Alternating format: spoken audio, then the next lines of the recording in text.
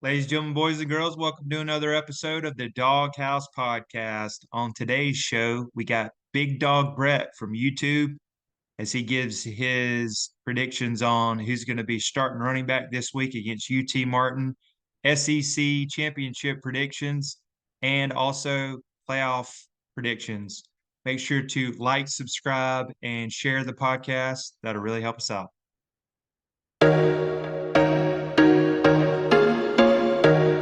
How are we doing today? Oh man, just great to be here.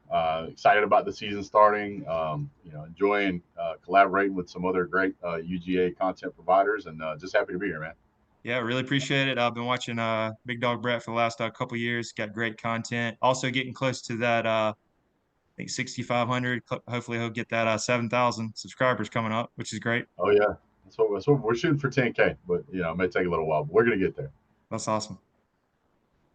Did want to I know it was bad news last week. Wanted to get your thoughts on had terrible news last week of Branson Robinson tearing his patella tendon or rupturing, as Kirby said. And I know everybody in Dog Nation getting real nervous and hand wringing that we're a little lacking in the running back, a little light on the running back side. Know we got UT Martin coming up. We'll dive into that. But wanted to get your thoughts on. I even put a poll out on my Instagram of who you think's going to start and maybe get the most carries this weekend. Want to get your opinion on that. Well, I mean, obviously, we never want to see anybody go down. Especially a role like running back. That's a star position at UGA. That running backs get a lot of touches, they get a lot of catches, they make up a big part of our arsenal. So it's always important to have quality at the running back position. That having been said, it's also not unusual at UGA to have a running back go out for an entire season. I mean, we've seen it happen to, uh, Todd Gurley. It happened to Nick Chubb. I think it happened to Keith Marshall. I mean, it's I won't say part and parcel, but it seems like it is sometimes. Uh, but my money is really on Dejon Edwards. It seems like Kirby said in a press conference earlier that he's back and he's doing pretty well. So we expect him to go. Also, you're looking at playing against an opponent here who I won't say is I hate using the term lesser opponent because you can lose to anybody on any Saturday. But this isn't going to be like playing Ohio State. Georgia will be able to plug and play with pretty much any running back they have, and they're going to be just fine. So, but I think the guy that's going to start is probably going to be Dejon Edwards. Kendall Milton is still getting healed up, but don't be surprised if you start hearing the name of Cash Jones. Also, don't be surprised if you hear the name Savon Clark. So Savon Clark is a senior out of Dawsonville, Georgia. He's 6'1", 215. He is a big guy. He can really pound the rock. And Cash Jones is also on the larger side. He's a redshirt sophomore, but being 6 foot 182, he can punch it in there pretty well. So I think Georgia's sitting pretty well at the running back position. So I'm not terribly worried, but I do want to see our guys get better sooner, faster rather than later. Yeah, completely agree on all those. I do think Dejon Edwards, even though I'm hearing he got the sprain MCL, but I think he sounds like he could be good to go. Another name, Andrew Paul. I heard had a great fall season. I know he's coming off the ACL. I think we see him, but yeah, Cash Jones might be this other like Lad McConkey walk on type with a lot of hype behind him. So I think it'll be great, and I think we'll hopefully get Milton back maybe by South Carolina or one of those games. Yeah, and just to touch on Andrew Paul. Andrew Paul, for those who don't know, he is a redshirt freshman. He is, uh, I would say, above average size for running back. He's 5'11", a little over 215 pounds, uh, and he's definitely a weapon that can be utilized. But like I said, it wouldn't surprise me to see multiple running backs in there get rotated in and out. Uh, my only concern is that I just don't want Dejon to get injured in some of these games that he may not be needed in as much. So I would look for Kirby to probably let him run a little bit, but you're not going to see Dejon Edwards stay in all game, especially if Georgia jumps out to a big lead. He may come in for a run play here and there, but Georgia's going to use him very sparingly. Georgia essentially has an entire month of September as what's the word I'm looking for? preseason practice, basically. So Georgia's probably not going to really test the limits of Dejan. They're going to let him get healed up well. I'm sure that conversation's already been had. So that's you'll see some new faces running the ball for sure. Yeah, completely agree. And then one other question I do want to ask is, we know Carson Beck's going to be the man going into game one, but I wanted to get your thoughts on, let's just say he took a shot in one of these games, second, third game, maybe tweaked an ankle, hopefully, God forbid, not being out. Who do you think your number two is? And maybe even in this game coming up, who's coming out as the backup quarterback, in your opinion? Well, I think it's important to realize that certainly those opportunities can present themselves. Again, this has happened numerous times in Georgia where we've had to put in a backup quarterback. Fortunately, our backup quarterback was Stetson Bennett, and he seemed to do pretty good. Um, so we're good with that. But as far as who we see second place, I went to the last. I've been to just about every spring game you can imagine since Kirby Smart started, and a few others in between of other teams. But Kirby Smart definitely believes in Carson Beck. And I personally believe, after watching the spring games, that the next guy in that rotation is going to be Brock Vandergriff. Now, what a lot of people don't realize is Brock Vandergriff is actually older than Carson Beck, believe it or not. Wow. So with him standing there kind of waiting in the wings, he provides some outstanding abilities. He's not quite as polished as Carson Beck is, but he is still an outstanding quarterback. I think that because of Kirby's loyalty to his quarterbacks, I think that if Carson Beck went out due to an injury and they were able to get him back fairly quickly, you would see Carson Beck come right back into the main rotation.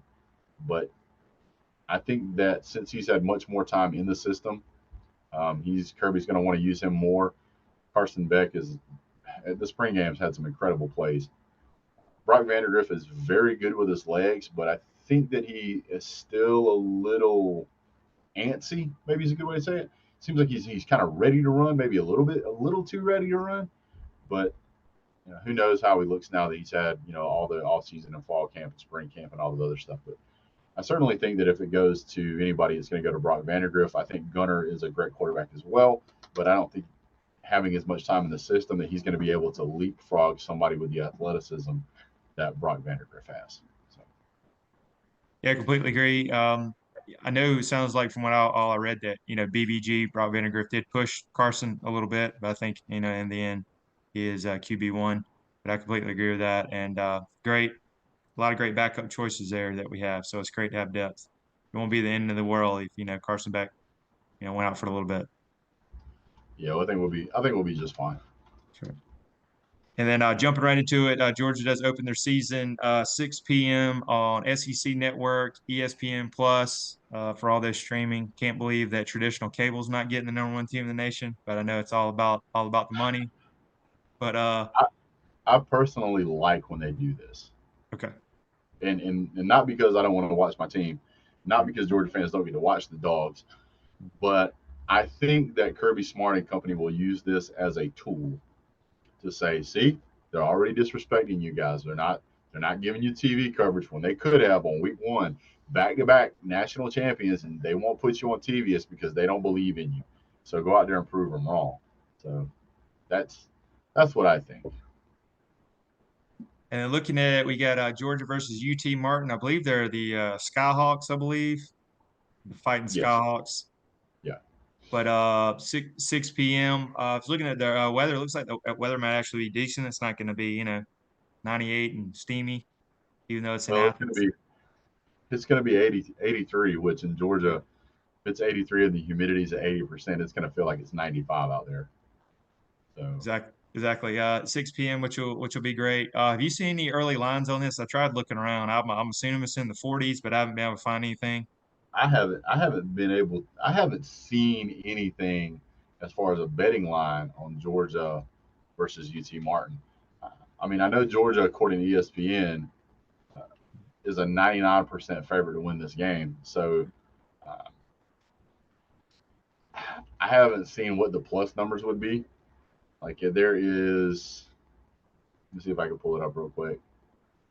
So Georgia, predicted score Georgia 44.6 and UT Martin 20.9, which I think is absolutely ridiculous. You're going to give UT Martin, who is essentially a nobody, you're going to say that they are going to score more points than TCU did last year against Georgia, when Georgia's got so much of their defense returning. It's kind of weird. Uh, they're saying that Georgia's going to pass for 300 yards roughly. Georgia's going to rush for 200 yards. Time of possession is going to be 33 minutes, and they're going to run 70 plays and average 7 yards a play. I don't get how some teams come up with these betting lines. I just don't. And what would you like to see in the game from Georgia? Hopefully we start out quick, but maybe any certain players you would like to see, or Well, I want to see a lot of new faces after halftime. Um, the one thing I really want to see though is Kirby kind of push to get Brock Bowers the numbers that Brock Bowers deserves, because Brock Bowers is in a position right now that he could easily become the number one tight end ever for most receiving yards in a career. There's one guy ahead of him. Can't remember his name, but he's at like 2,900 yards total or 3,400, something like that. But it's something that Brock Bowers could eclipse pretty easily. And Brock Bowers is looking to do that in 3 years. I'm kind of surprised he even came back this year. He could come back next year if he wanted to, but I highly doubt he does that. But he can easily go out there and set a big record kind of out there on the boards for Georgia and Brock Bowers to point at in the future. Like, this was one of the greatest of all time. Not only is he the number one receiving tight end at UGA, he's the number one receiving tight end ever. So yeah, completely agree. Yeah, absolutely. I would like to see Brock Bowers utilized more. I would like to see Georgia run the score pretty quick in the first half and then start getting fresh faces in the second half. Um, and I won't say I don't care about UT Martin running up the score, because I don't think they will. I think that if they get lucky and they get 2 touchdowns, I think that'll be a lot. But I think there's a couple of factors that are going to come into play. Number one, Kirby Smart absolutely focuses every single year on conditioning the team for heat. Um, being able to play in the heat, being able to endure the heat, making sure that you're hydrated, showing up to the game ready to play. And Georgia's, they're a Power 5 number 1 recruiting, number 1, 2, or 3 recruiting team in the country. UT Martin's not even on the list, as far as I know. So I think that after the first half of just getting absolutely throttled by UGA, in the second half, they're just not going to have the depth to even try to compete. So you're going to get some meaningful play time by Georgia's second, third, and 85th string players. Completely agree. And I'm looking at, hopefully, Carson Beck get out there looking really good, throw it around a little bit. We get Brock Vandergriff, possibly Gunner Stockton, but I mean, maybe seeing like 49, 56, 7 kind of get in and take care of business, get out with no key injuries. Yeah, I think the big thing here is that, obviously we don't want any injuries, but unfortunately, if UGA does take an injury, it's potentially early enough in the season that we could overcome it. But it's the first game of the season always has its quirks. Something else that I'd point out to the fans is that with UGA or any other team, the first of the year, you guys got to keep in mind this is the first game for the officials too. So try not to be too hard on the officials. I mean, obviously bad calls happen pretty much every game, but if you see something just completely out there, don't lose your mind immediately. These guys haven't played in a game either in a while, so it's going to take them a while to get up to speed. That's a great point. Really good. And then want to get a shout out to our sponsor of the returning sponsor of the show this year. We got Viva Tequila, seltzer.com. Live long, live it up for all those pregame. They're actually going to send me a case coming up, which is they were gracious to send that over to you, and I really appreciate it. But Huckleberry is one of my favorites. 0 carbs, 0 sugars, only 88 calories. So great for tailgating this year. And if you want 20% off, it's Hustle20 for 20% off at Viva Tequila Seltzer.com. So please check them out. And then also wanted to get your thoughts on another, pretty good slate of games, but the big one I want to talk about would be LSU versus Florida State. Want to get your thoughts on that? I believe our early line from what I've seen is I think it's LSU favored by 2.5. So I guess we're going to get your thoughts on that. It's going to be one of the bigger ones of the week. Well, me. Um, I want to say I think that I saw that LSU lost a player to injury. I think it was one of their line guys. I'm not sure exactly which position it was, but it was a key position. From what I've seen points ranked from, LSU's favored by 3 points to 7 points, anywhere in there. Um, Personally, myself, I think LSU is going to throttle these guys. I think LSU is going to absolutely throttle FSU. Hmm. LSU is an extremely deep team, and I know FSU. They feel like they're back on the upswing. But LSU hasn't really lost any ground speed. I mean, keep in mind last year they beat the Giant. They beat Alabama, right? And then they played Georgia in the SEC championship game. They hung 30 points on Georgia, which is pretty impressive. Yes. And Georgia has a really, really solid defense. And I think that when you're looking at playing a caliber of team like LSU, you can't look at LSU and go, LSU is okay. I'm really high on LSU. I think LSU is the number 2 team in the country. Hmm. And I think they're over Michigan. I think they're over Ohio State. And I put a video out talking about all those things. If you guys are going to watch it, that'll give you some more in-depth information in that. But if you look at just at the recruiting rankings for where LSU has been versus FSU. So if you go look at 2023, LSU is ranked number 6. FSU is at 19. If you go back to 2022, you got LSU at 12, FSU at 20. Back to 2021, LSU's at number 3. So all of these players will be on the field. And then you've got FSU at 23.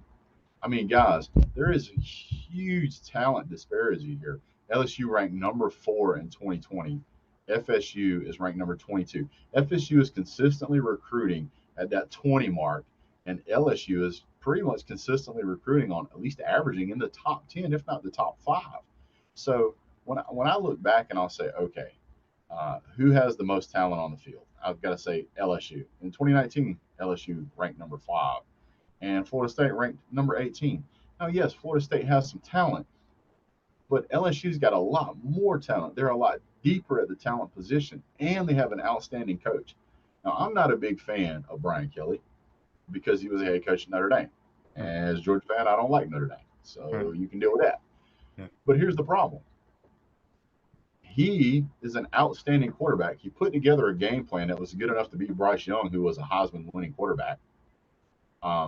He put together a game plan that was good enough to beat Nick Saban. He put together a game plan that was good enough to hurt Georgia and make Georgia really play. So I don't see that at FSU. Not that FSU couldn't have a great game. I'm not saying that. But if you look at Florida State and you just compare them to,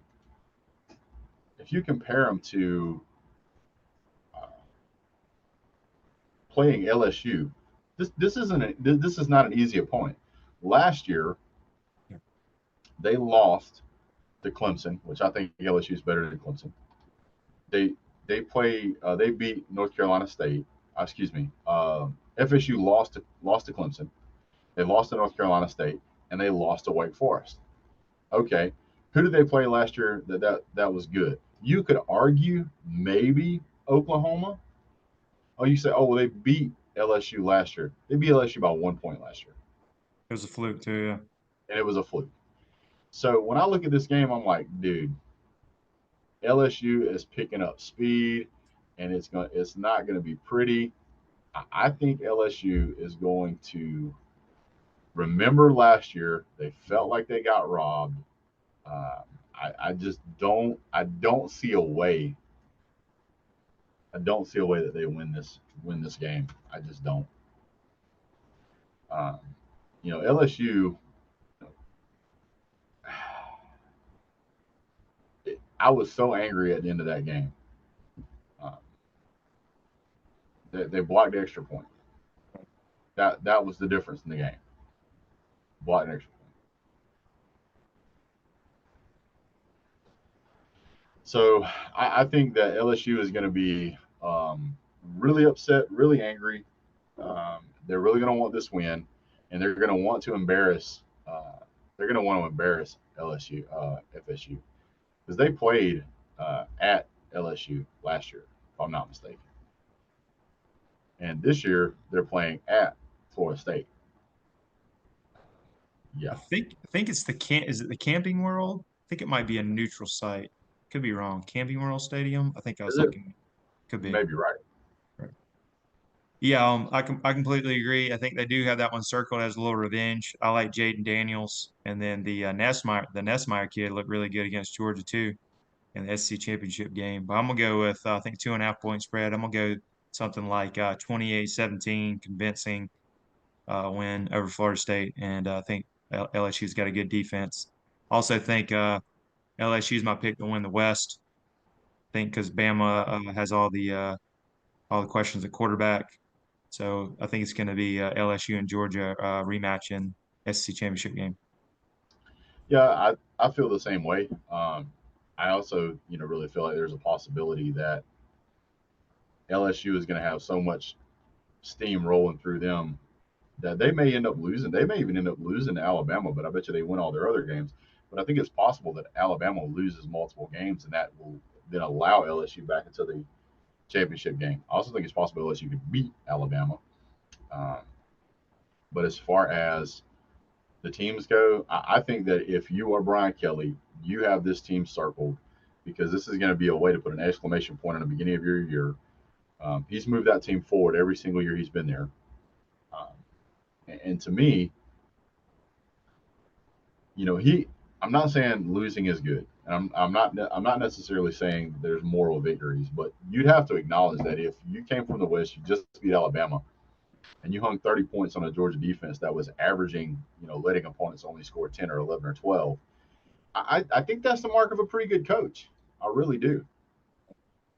So for me, I'm going to go LSU, and I think the score is going to be somewhere in the neighborhood of 35-14. Yeah, I really appreciate you coming on, Big Dawg Brett. Wanted to see how can we follow you on the socials. I got your YouTube channel coming. I appreciate that. So if you guys want to interact with me, the easiest way to interact with me is through YouTube. You can find me on Facebook. I don't really do much on Instagram. I don't really do much on I do some stuff on Twitter. So if you guys want to follow me on Twitter, that's fine. But honestly, I interact with the YouTube comment section very heavily. Very rarely will you find a comment on any of my videos that I haven't noticed. And if I see your comment, unless it's just something absolutely ridiculous, I'm going to put a heart on it. Yeah. You're going to see that I interact with you. A lot of times I'll respond, especially in the off season. But yeah, if you guys have a question or a comment, go to one of my channels. I mean, go to my channel, go to one of my videos and leave a comment. Say, hey, we saw you over with Trey and just wanted to touch base. Hey, that's great. Pretty soon here, we're going to have Trey on our show, and we'll see if we can help him out a little bit and go from there. So I really appreciate you guys having me on. Yeah, really appreciate it. And make sure and subscribe to Big Dawg Brett, road to 10,000 for him. That'd be great. That's right. Awesome. Well, I appreciate you coming on, and we'll have another each week. We're going to try to have another Dawg House podcast, brand new episode, brand new content. Please like, subscribe, Absolutely. and follow if you're still with us. Go Thanks for having Dogs, me. and we'll see you on down the road. Go Dogs. Thanks so much.